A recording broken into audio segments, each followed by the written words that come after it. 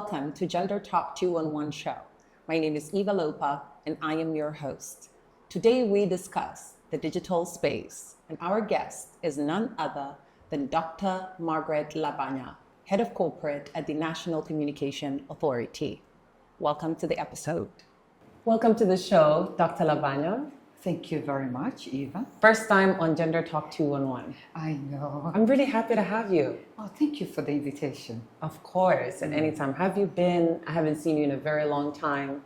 We've been busy working on a lot of things, including the cybersecurity bill.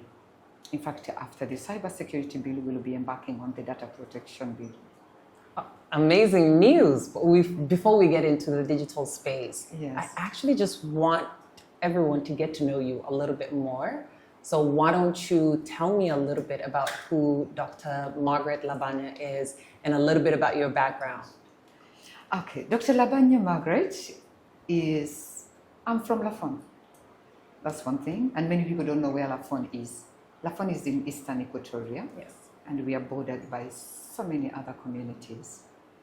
And back to my education background, I have a bachelor's in business administration, master's in business administration, and a PhD from the Institute of Peace and Security. I embarked on studying more the impact of security on businesses and development. That's what my PhD is in. Why did you choose that?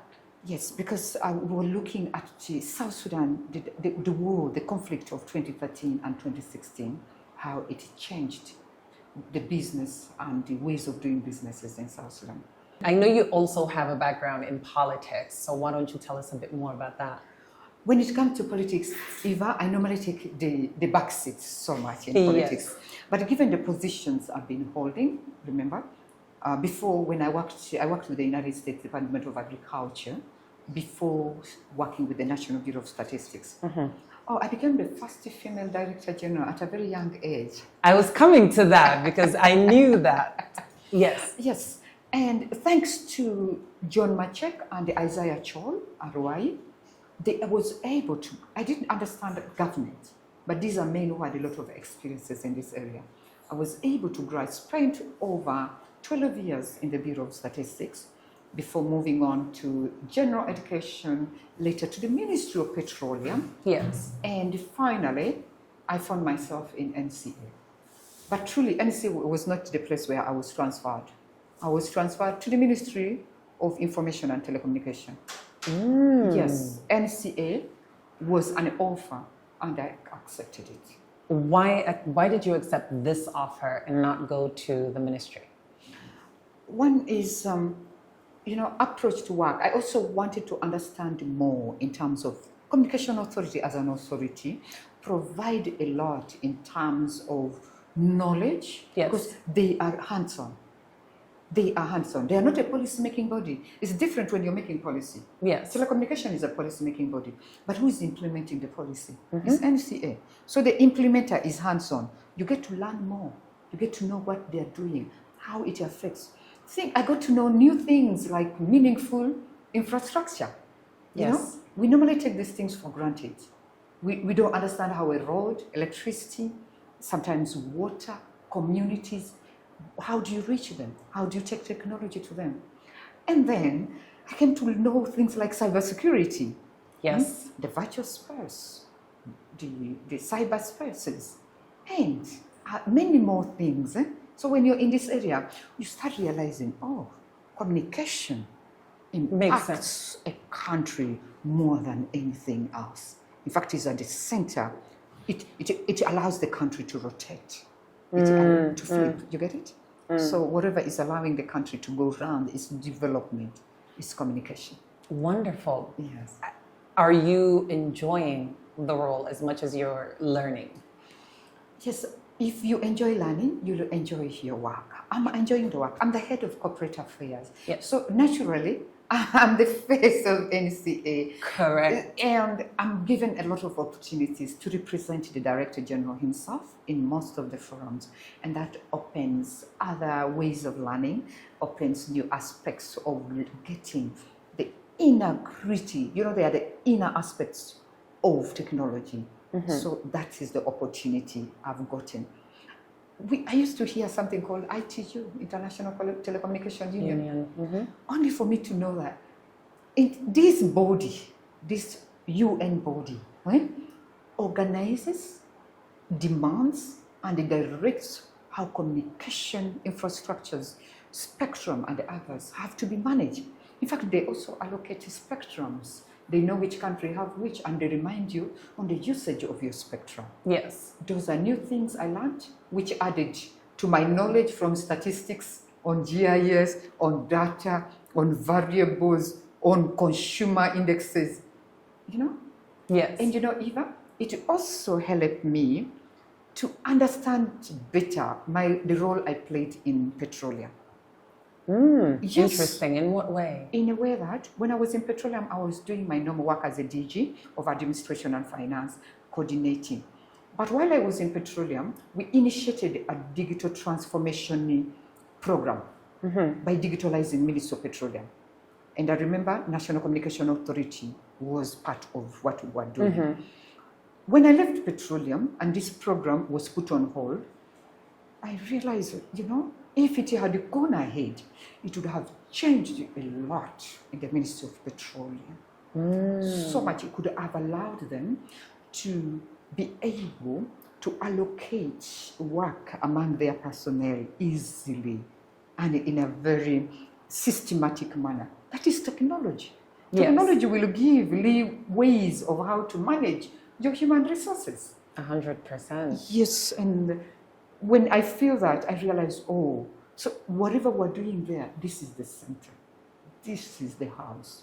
So National Communication Authority has really given me a wider opportunity and allowed me, if anything, maybe in the short time I've been there 1 year, I've acquired a second PhD. There's definitely a lot to learn in the technological world, let me say. And yes, you've been there for 1 year. I actually met you when you had just come into office. Yes. And we were preparing for Connecting South Sudan, the annual town hall for the NCA. Why do you think it's so difficult for just South Sudan in general to get ahead or on with technology, to connect the entire country, to get institutions on board? Why do you think it's so difficult? Technology is an investment. You can't buy money if you don't have money. You need money to buy money. Technology is money. You get it? And the current government institutions, let me tell you, if you have systems that do not easily embrace technology, it's not going to be easy for that institution to even understand technology. So most government institutions don't even understand technology. Many of them don't understand. It is not IT. I keep telling people, technology is not IT. It's more than just going to school and learning what IT is. It's more. It's about communication. It's about coordinating system, understanding what system you need in place to account, to be transparent, to return to your population.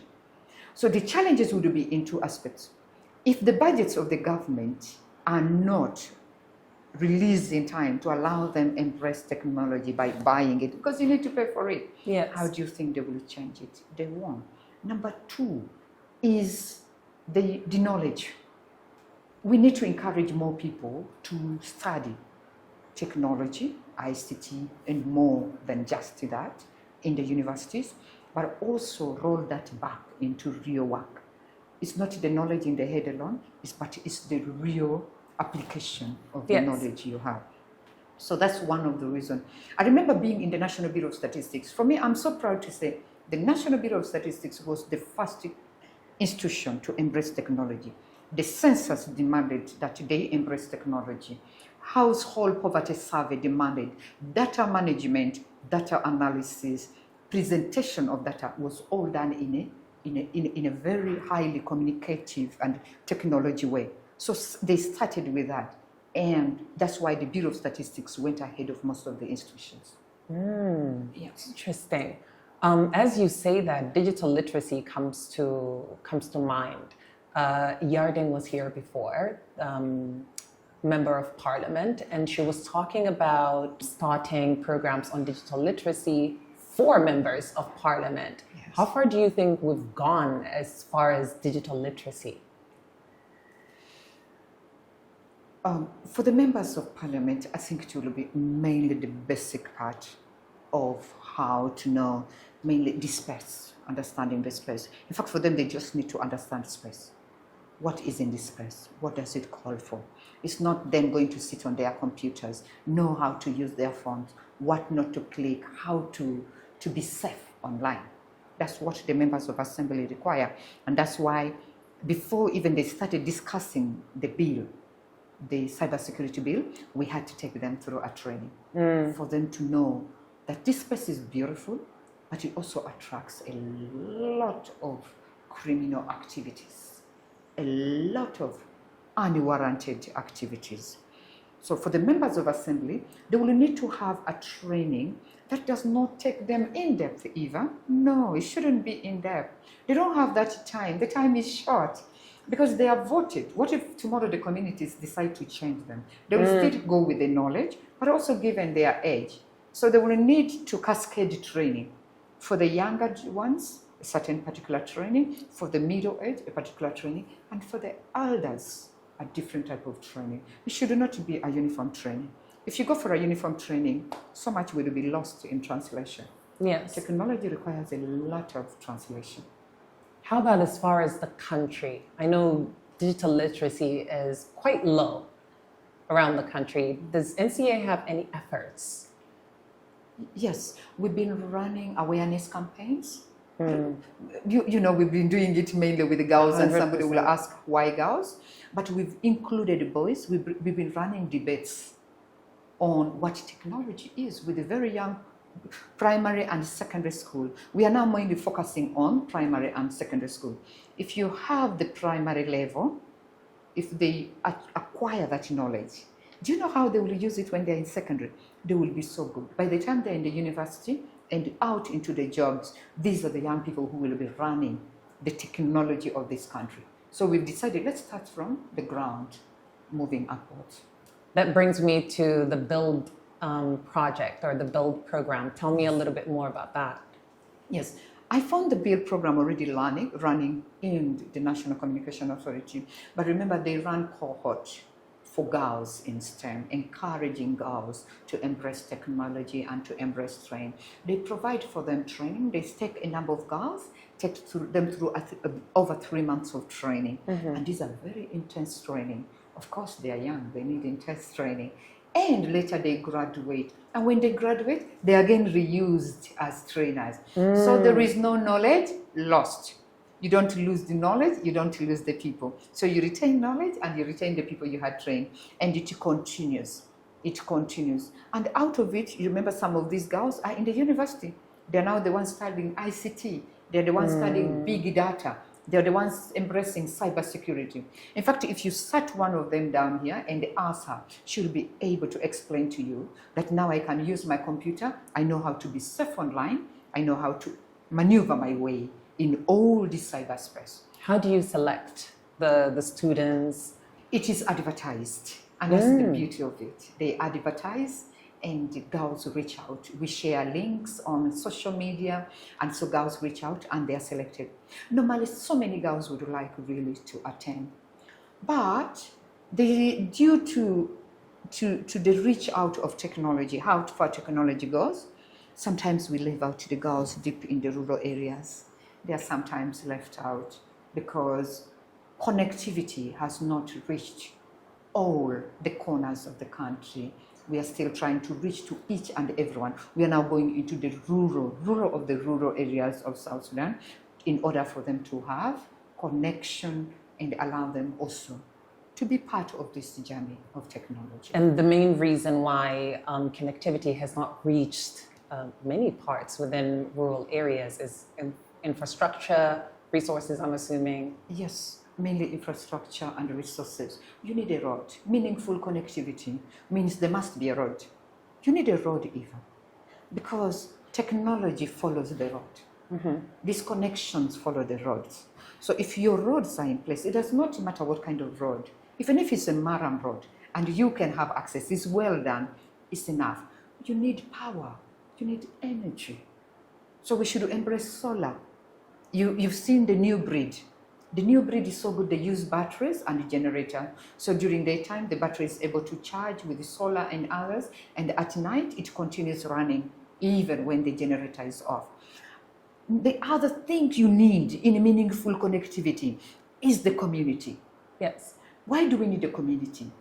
These people will become the security. They will own it, and they become the security on that connectivity. Yes. They will not allow anybody to tamper with it, because they know this is their gateway to the world. This is their gateway to Juba. This is the gateway to communication. If you have those three in place, things will work out. And you know what it comes with? Businesses. Yeah, you'll get a young person starting a smaller business. You get schools being connected, and women also starting other businesses. Every business will always run around the center of communication. Yes. If there is a road, there is power, there is a mast or a tower, as we refer to it in this country, you'll find a population around that. It becomes like a water source. We all want to live around a water source. So communication is becoming the water source. You mentioned security earlier, cybersecurity, safety. So on Gender Talk 211, we've hosted many young girls before. And when we're discussing technology, one of the first things that comes up is digital media. But that also comes with a lot of insecurity. You know, there's no digital safety. And one of the things that keeps coming up is revenge porn, or something that goes out there that you didn't want to, and no one knows how to control this. Does NCA have a plan in safeguarding the digital space? Yes. NCA already, remember, they launched the SAT, the Computer Incident Response Team. That is the team that responds to all the attacks we have online. So we already created awareness around it, but we'll improve. We need to do more, so people know that in case this happens, I can always reach out, and NCA will clear the mess. But Eva, the emotional part will never go away. The emotional part is what will drag behind you like a bell wherever you go. You've heard of girls committing suicide because of bullying. Cyber porn, pornographic issues are ways of bullying a person.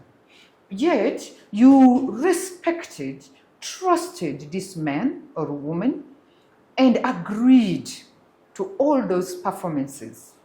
And it's the same person you trusted who throws it back into your face. It's so painful, very painful. Where does that call for? It calls for us all, not specific people, to begin awareness, mainly among our young girls, on safety. However much you love that person, even though you're married to him, there are always divorces. Never allow, do not accept anything of you in privacy to be recorded. It's your privacy. Yes. And Eva, that's where data protection comes in. That information, that video is your data. You need to protect it. So nobody should allow you to do things that tomorrow will be used against you. You're the first person to protect yourself. Exactly. And many of the people who suffer are girls. I don't know what boys are born with. Even if you posted a men's video, it doesn't get that much. No, it doesn't get that much attention. Yes. Sometimes you feel like, girls, women, are we born as a curse? Yeah. Because everybody thinks, even if a man does it, it will be wiped off. Let a woman do it. A mad woman on the street of Juba will gain or gear up more attention than a male. Yes. Yet they are all having mental issues. People will not consider her mental issues as a serious matter, but they will look at the one of the men as a serious matter. So why every hand will be pointing to the guy? And sometimes these girls are so innocent. They go, Yes. These women are so innocent, Eva. They go into this with the full trust. And you know, God created us so much with the trust. And I think that kind of trust allowed King Solomon to marry over 700 and concubines and so many. They trusted Solomon, so they continuously were attracted to him. Yes. That is the trust. So we need, as parents, it's not a female parents. You see, in South Sudan, they think it's only women to train girls. No, even the men, even the Yes. father, the uncles can train girls. We need to start telling them, this is not allowed. Don't trust him. Don't. The only Yes. one you need to trust is God. I actually had an experience with Safetycom that probably changed me so much. I think this was sometime last year. Yes, it was sometime last year where they had a case, an incident that was reported, and it was a revenge porn case. It hadn't gone public yet, but this young lady who was now married with 3 children was being threatened, viciously threatened. And there was a ring of people who were saying, well, I have it now, and I have it now. They would say, it was really, really terrible. So I know you know Nelson Kwaje, he's with Safetycom as well. So he gave me a call and he said, this is what's happening, I need you to come. I said, well, I don't know how I can help. He said to me, it's not the technical part of it, it's the emotional part of it that I need your help with.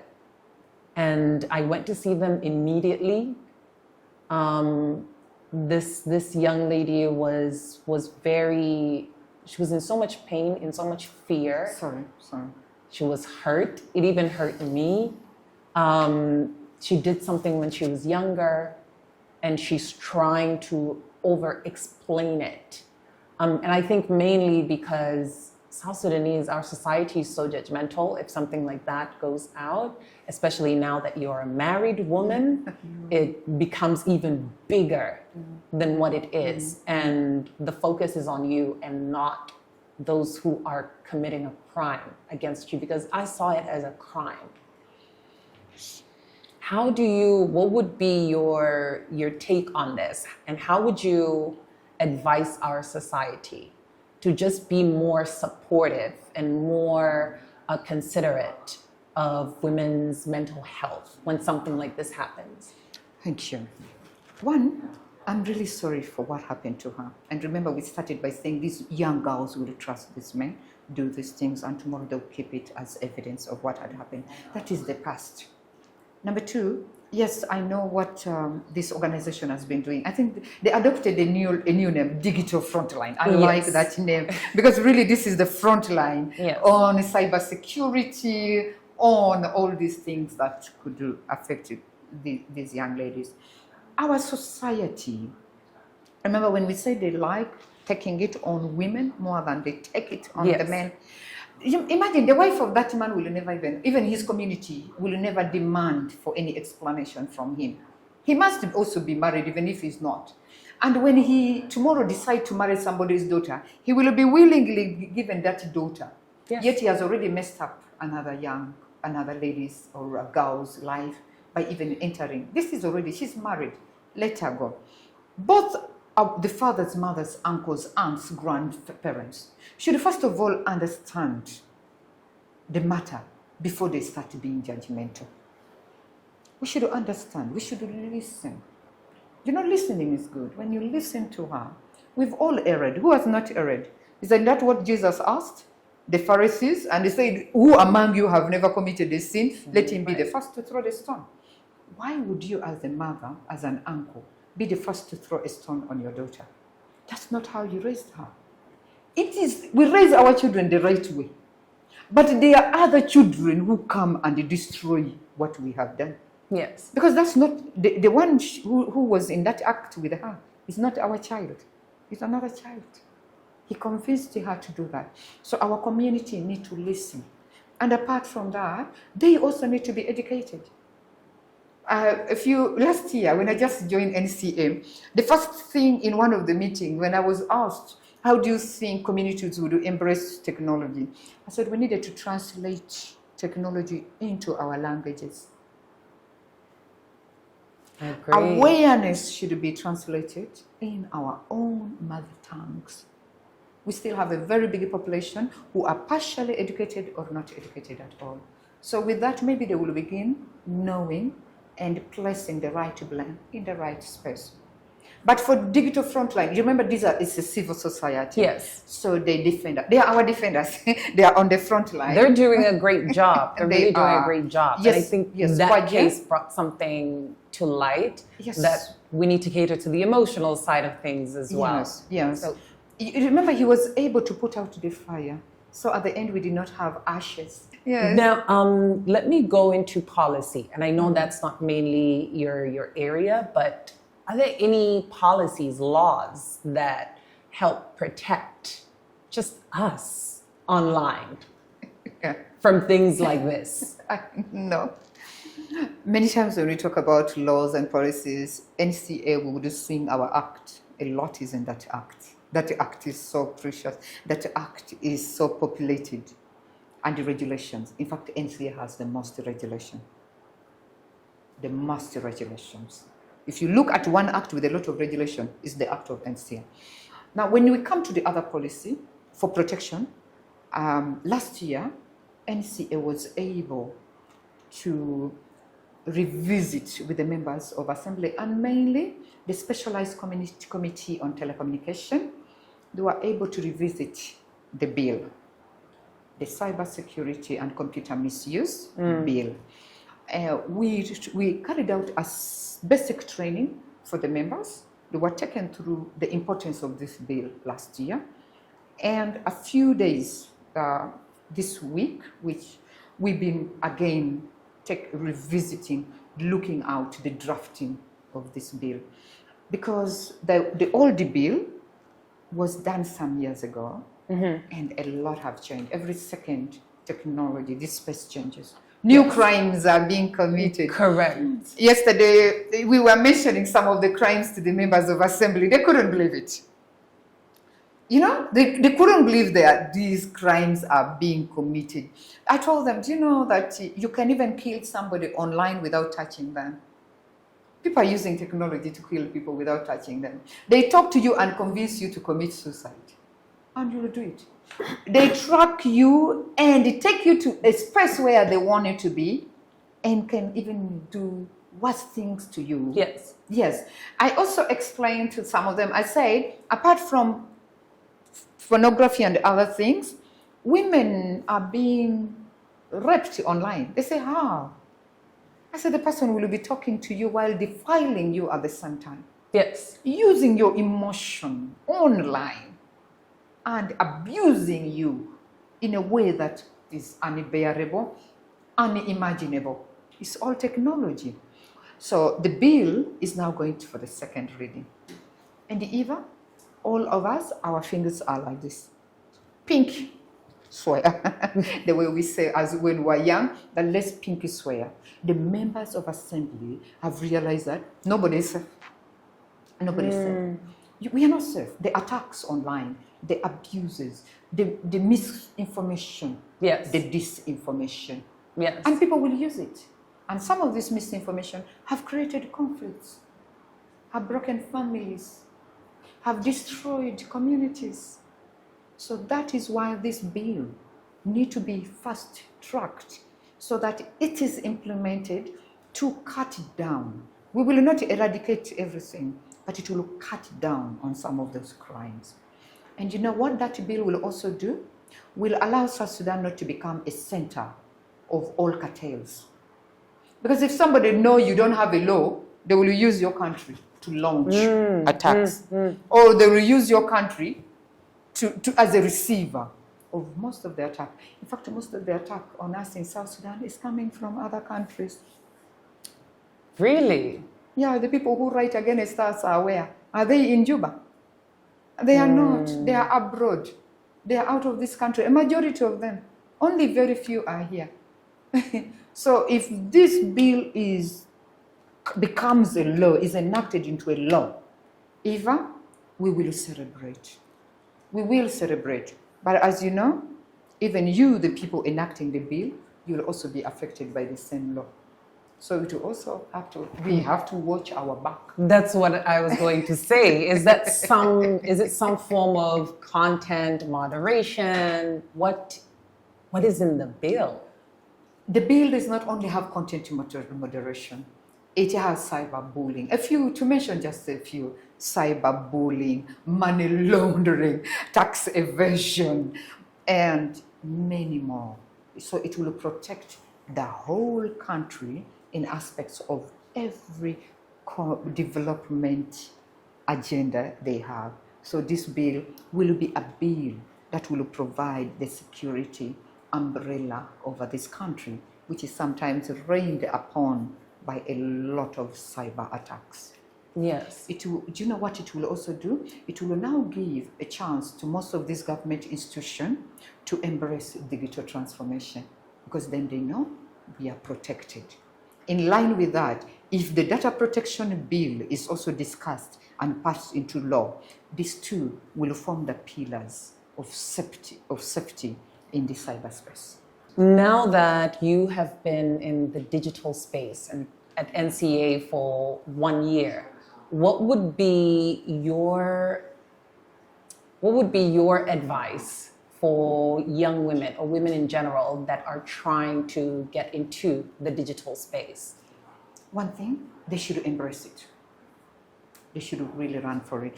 But Eva, they cannot run for it if they are not given the space. Yes. If they are denied education.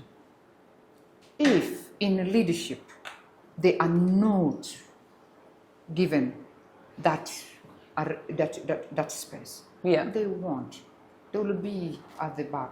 Eva, we are tired of always being at the back. Honestly, we are tired. Sometimes they think women don't fight to be at the front. No. Women, we are created in a way that at times we wait to be given. Yes. Because as the men are running around lobbying, where are we? We are at home taking care of the children. We are at home making sure the food is ready. We become the security in our houses. So these young girls are the same. Okay? As young boys are allowed to run around and seek other forms of education, the girls are protected. No, you cannot go. No, it is not safe. You know, we protect our girls more than we protect the boys. No, it's not safe for you to go. No. So they need to be given that safe space. Not just space, but safe space. How do we change that? Let's say from NCAs, and how do they make the space more accommodating for women? We have to work with other institutions like the Ministry of General Education. You get it? At enrollment. Also, general education need to work on more awareness on girls' education. I know there's the girl education program that has been running on. Yes. To give a lot of girls chance. I was in education as well. Gives a lot of girls chance to go to school, but they need to work further than that. And they don't only need to rely on the donors. Sometimes they need to create community awareness programs for the children, both girls and boys, to be given a chance to go to school. And if the community take that up and use it with a scepter of authority they have, Eva, we'll have more girls in school, we'll have more boys in school, and the boys will start respecting the girls. Wonderful. Mm-hmm. What would be your biggest lesson learned throughout your career path? Petroleum, the Bureau, and now NCA. What's the biggest lesson learned that you will pass on to another woman? One lesson I've learned, Eva, is that you have to reach out. You are always on social media. You've seen, I think there was this video of a little girl. Every time the mother tried to remove the vegetables from her hand, she was so fast, she gripped it back. Every time she was so fast. And that's how we need to be. We need to be very fast. We need to reach out quickly. And we need to be convincing. And we need self-confidence. Yes. self-confidence opens for you the path. But we also need to reach out for our spurs in a very respectable manner. Respect should not be abused by the people we are reaching out to. When it is abused, we shouldn't. Because a person who respects you will train you. Yes. But if they want to use your respect as a woman, as a girl, that there's something different you have to do in order to get this, no. That's what I learned. I reached out as a person. I told them I am good for the job and I can work. And I was given an opportunity. I was tested and I had to prove that I can do it. In Bureau of Statistics, my longest serving area, Ministry of General Education. I also worked in labor, public service for 1 year during with the Honorable Minister General James Hotmai. I worked with him during the head count. You know, when you prove to these people that you can do it, he will put you at the front. Yes. So what James Hotmai did, just like in the Bureau of Statistics, he placed me at the front. So I became like the mouthpiece. I became the voice presenting the results of the head count to the country and to the world. Yes. And that was an offer. And the offer was out of respect. If somebody respects you, and somebody understands your ability, either they will open for you the way. And you see what they do? All of them, what they did, they never allowed me to go alone. They were always beside me, you know? You were also They protected. I was protected. They Yes. watched my steps. Even in petroleum, I was protected. I was. All my good friends were there. No, Margaret, anybody would, no. She can do it. We know you can do it. That encouragement, Eva, can make you walk to the moon without without a spaceship. If you encourage a child, a person, Eva, they will walk to the moon without the spaceship. They will fight gravity and they keep walking. So literally, that. And not only the men, the women as well. I have so many women I've worked with. They were much more older than me, but Eva, they realized I was staggering and they held me through. Till today, I respect all of them. And even if I met any of them, I will always bow to show my sign of respect and thankfulness. That's what we know. But another thing we shouldn't forget, you need to pray. God is the way to go. That is the main support that you need in your life. Dr. Labanya, thank you so much for coming on the show. I really enjoyed this conversation. I wish it could have been longer, and I'm sure you'll be back again. I am the most grateful to you for having created this, and I hope it goes a long way. This is a way of advocacy and creating awareness for women, for girls, even for those whose names we don't know. Yes. And they are deep down in the rural areas of our rural areas. If this could reach out to them, I know many parents would have loved for their children to be the person they want him or her to be. We're going to try and make sure of that. Thank you so much Thank you, Eva. being. Thank you very much.